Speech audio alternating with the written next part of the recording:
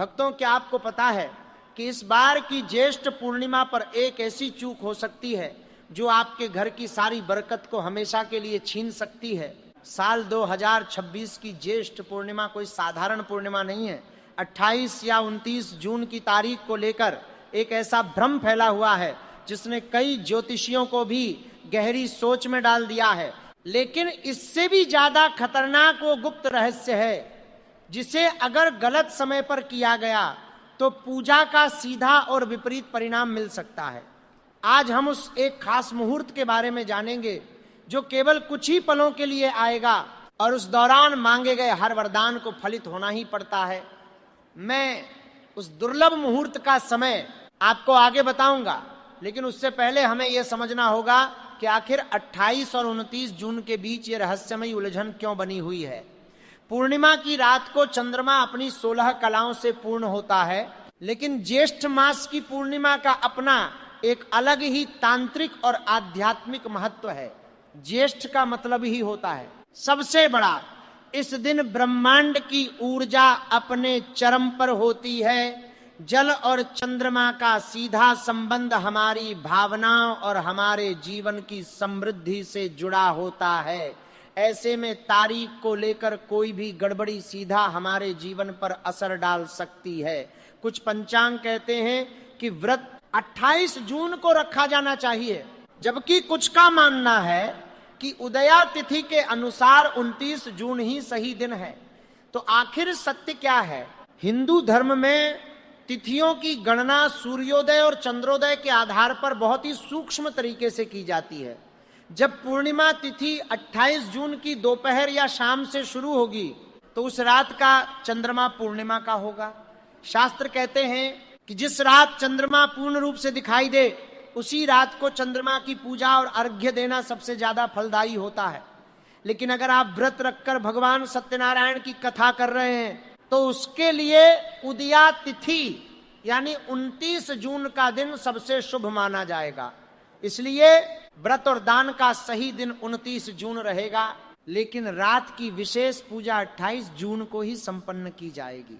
ये बात बहुत कम लोग जानते हैं और इसी वजह से वो अपना व्रत और पूजा गलत दिन करके उसका पूरा फल प्राप्त नहीं कर पाते। अब बात करते हैं उस सबसे बड़ी गलती की जो 90% लोग अपनी पूजा में करते हैं और उन्हें भनक तक नहीं लगती कि उनका सारा पुण्य नष्ट हो रहा है। इसके बारे में मैं आपको तब बताऊंगा जब हम पूजा की उस रहस्यमयी विधि तक पहुंचेंगे। पहले यह जान लेना आवश्यक है कि इस ज्येष्ठ पूर्णिमा पर आखिर कौन सी ब्रह्मांडीय घटनाएं घट रही हैं। कहा जाता है कि इस दिन स्वर्ग से देवता भी पृथ्वी पर स्नान के लिए अदृश्य रूप में आते हैं। इसलिए इस दिन गंगा स्नान या किसी भी पवित्र नदी में स्नान करने का महत्व कई गुना बढ़ जाता है। अगर नदी में जाना संभव ना हो तो नहाने के पानी में थोड़ा सा गंगा जल मिलाकर स्नान करना चाहिए, लेकिन स्नान करते समय एक विशेष मंत्र का उच्चारण करना बहुत जरूरी है। पानी को देखते हुए गंगे च यमुने चैव गोदावरी सरस्वती नर्मदे सिंधु कावेरी जलस्मिन सन्निधिं कुरु, इस मंत्र को मन में जपते हुए जल को अपने सिर पर डालना चाहिए। यह सिर्फ एक मंत्र नहीं है बल्कि एक ध्वनि विज्ञान है जो जल की ऊर्जा को बदल देता है। इस तरह स्नान करने से आपके शरीर की नकारात्मक ऊर्जा पूरी तरह से धुल जाती है। स्नान के बाद लाल या पीले रंग के वस्त्र धारण करें। काले या गहरे नीले कपड़े इस दिन भूल कर भी नहीं पहनने चाहिए। इसके बाद सूर्य देव को जल चढ़ाना है। तांबे के लोटे में जल, कुमकुम, लाल फूल और थोड़ा सा अक्षत डालें। सूर्य देव को जल अर्पित करते हुए ओम सूर्याय नमः का जाप करें। यह आपके आत्मविश्वास और सम्मान को बढ़ाता है। इसके बाद घर के मंदिर में भगवान विष्णु और माता लक्ष्मी की स्थापना करें। एक लकड़ी की चौकी पर पीला कपड़ा बिछाएं और उस पर भगवान की मूर्ति या तस्वीर रखें। भगवान को पंचामृत से स्नान कराएं। पंचामृत में दूध, दही, घी, शहद और शक्कर का सही अनुपात होना चाहिए। यह पंचामृत देवताओं का अमृत माना जाता है। भगवान को पीले फूल और तुलसी दल अवश्य चढ़ाएं। लेकिन यहीं पर लोग वो भयानक गलती करते हैं जिसका जिक्र मैंने शुरुआत में किया था। भगवान विष्णु की पूजा में तुलसी का महत्व तो सब जानते हैं, लेकिन ज्येष्ठ पूर्णिमा के दिन माता लक्ष्मी की पूजा में तुलसी का प्रयोग बिल्कुल नहीं करना चाहिए। माता लक्ष्मी को तुलसी भूलकर भी ना चढ़ाएं, उन्हें लाल गुलाब या कमल का फूल अर्पित करें। और दूसरी सबसे बड़ी गलती जो लोग करते हैं वो है टूटे हुए चावलों का उपयोग। अक्षत का अर्थ ही होता है जो टूटा हुआ ना हो। अगर आप पूजा में एक भी टूटा हुआ चावल इस्तेमाल करते हैं तो आपकी पूजा खंडित मानी जाती है। इसलिए पूजा में हमेशा साबुत चावल का ही प्रयोग करें। इन छोटी छोटी बातों का ध्यान रखने से पूजा का प्रभाव 1000 गुना बढ़ जाता है। भगवान सत्यनारायण की कथा का पाठ करें या सुने, यह कथा आपके जीवन से सभी कष्टों को दूर करके सुख और शांति लाती है। अब उस विशेष मुहूर्त और रहस्यमयी पूजा की बात करते हैं जो आपके जीवन में धन की वर्षा कर सकती। रात के समय जब चंद्रमा अपने पूर्ण आकार में आसमान में चमक रहा हो तो एक चांदी के बर्तन में कच्चा दूध, जल, थोड़ा सा शहद और सफेद फूल लें।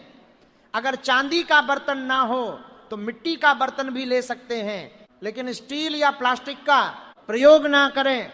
चंद्रमा की ओर देखते हुए ऊं सो सोमाय नमः मंत्र का 108 बार जाप करें और चंद्रमा को अर्घ्य दें। यह वो क्षण होता है जब चंद्रमा की किरणें अमृत के समान होती हैं। इसी समय एक सफेद कागज पर लाल स्याही से अपनी कोई एक विशेष मनोकामना लिखें और उसे चंद्रमा की रोशनी में कुछ देर के लिए रख दें।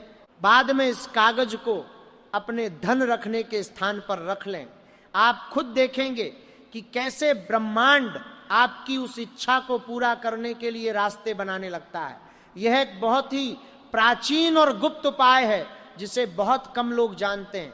इस ज्येष्ठ पूर्णिमा पर जो मुहूर्त बन रहा है वह बेहद ही चमत्कारी है।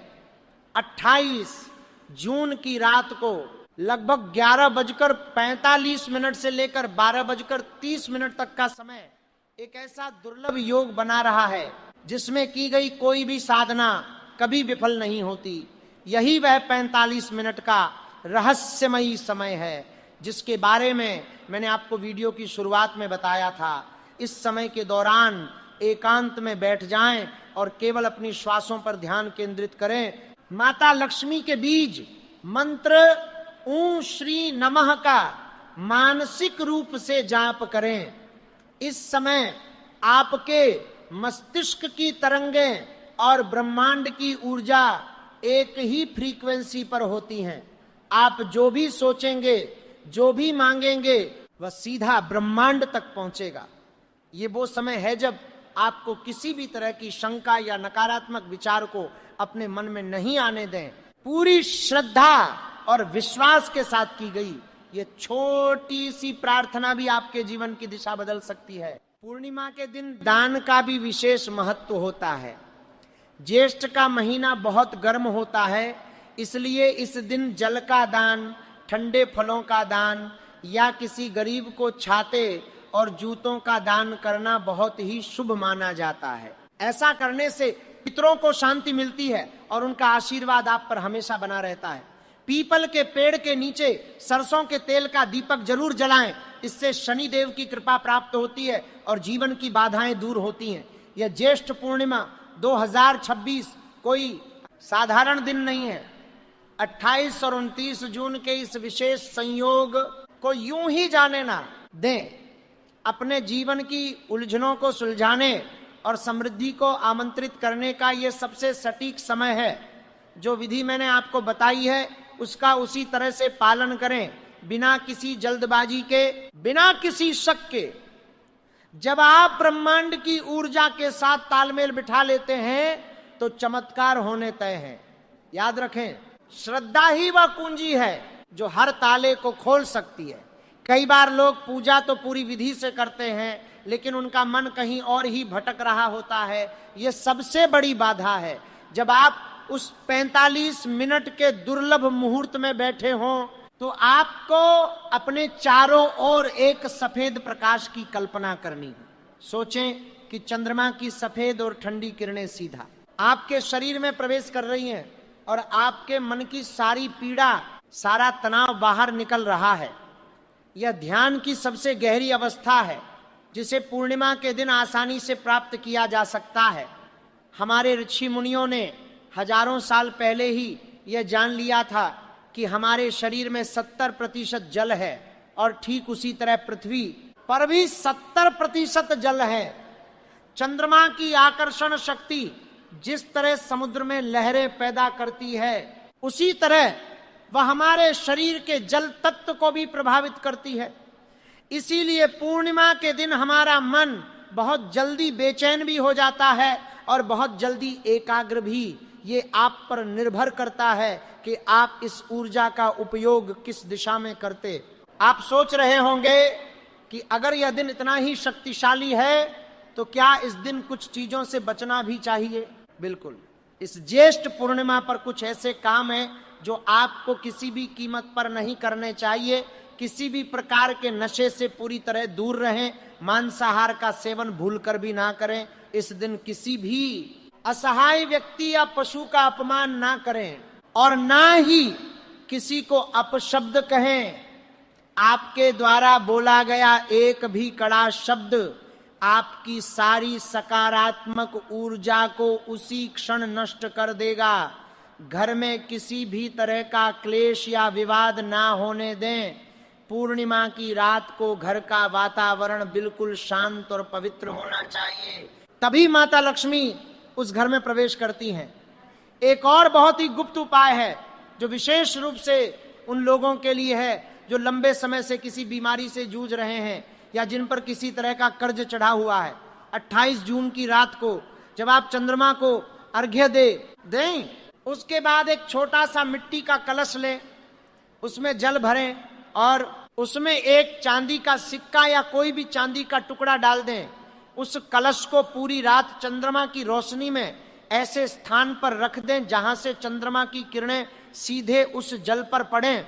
29 जून की सुबह सूर्योदय से पहले उठकर उस जल को पूरे घर में छिड़क दें और थोड़ा सा जल परिवार के सभी सदस्यों को प्रसाद के रूप में पीने को दें। चंद्रमा की किरणों से उस जल में जो अमृत तत्व समाहित होता है वह किसी भी तरह की नकारात्मकता और बीमारी को काटने की अद्भुत क्षमता रखता है। चांदी के सिक्के को निकालकर वापस तिजोरी में रख दें। यह प्रयोग इतना शक्तिशाली है कि इसका असर आपको कुछ ही दिनों में दिखाई देने लगेगा। प्राचीन काल में एक बार भयंकर अकाल पड़ा था, तब सभी ऋषि मुनियों ने मिलकर इसी ज्येष्ठ पूर्णिमा के दिन भगवान विष्णु और जल के देवता वरुण की विशेष आराधना की थी। उस समय भी तारीखों को लेकर ऐसा ही भ्रम उत्पन्न हुआ था। कुछ ऋषियों ने गलत समय पर अनुष्ठान कर दिया और उसका कोई परिणाम नहीं निकला। तब महर्षि वशिष्ठ ने उस रहस्यमयी 45 मिनट के मुहूर्त की पहचान की थी। उन्होंने बताया था कि जब चंद्रमा ठीक आपके सिर के ऊपर हो और उसकी किरणें सीधे जल के कलश पर पड़ रही हों, केवल वही समय है जब ब्रह्मांड के द्वार प्रार्थनाओं के लिए खुलते हैं।